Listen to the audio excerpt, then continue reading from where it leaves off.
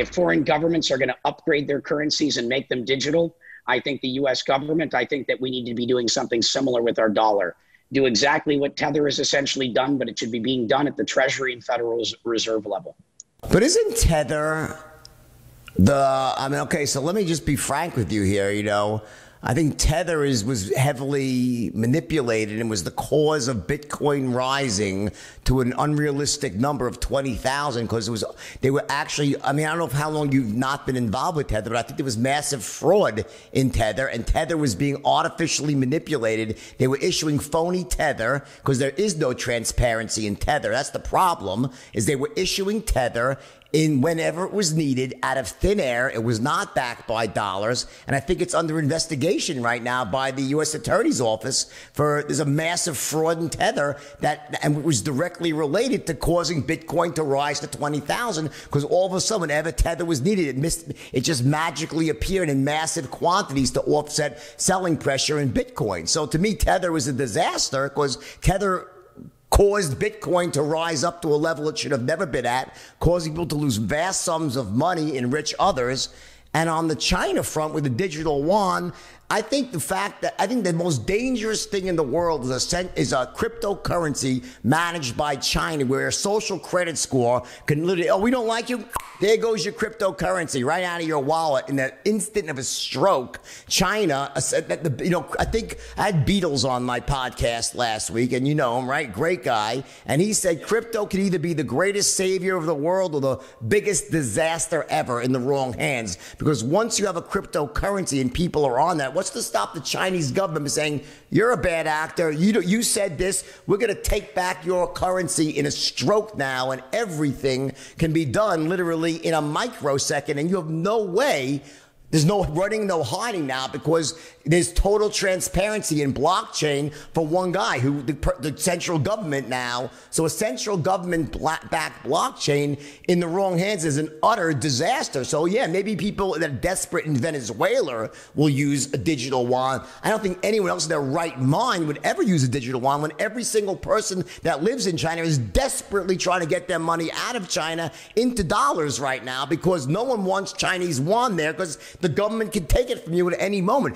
There's all these businesses around the world that are all structured about how to launder money out of China through phony real estate deals, buying second houses, third house. I know, I see them all over the world because people are desperate to get their money out of China. So to me, a digital yuan who would use it?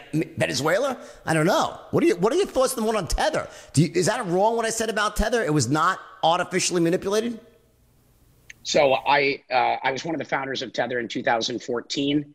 In 2015, me and my partners owned 60% of the business. We sold that 60% for essentially nothing to our minority partners. So I've had no formal involvement in the business. And during my tenure, we were completely transparent because that was the original design that I Same as Beatles. I get it. I'm not blaming you. I'm saying what happened after you left, though, after you sold it. Just making sure to clarify that. And so I create a lot of things. I start a lot of businesses.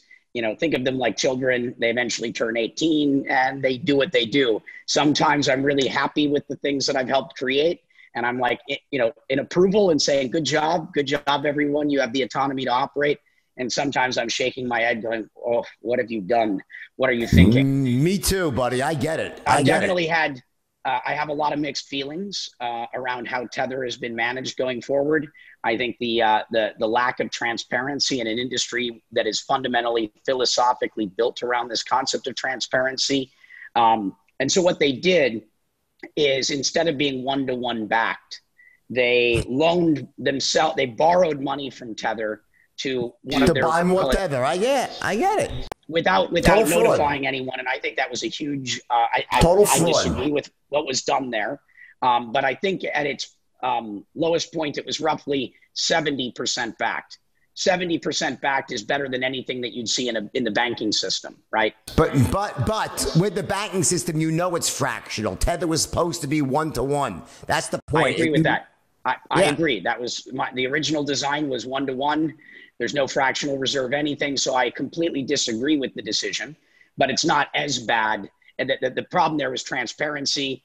not committing to what had been communicated to everyone. And had they said, we're going to evolve Tether into a fractional reserve system that's going to be 2-to-1, that would be a different thing. The fact that, but it was being specifically used to manipulate Bitcoin, right? Then the second point was, in terms of the manipulation, I've not seen anything that makes me certain that that is true, but I believe it's certainly possible.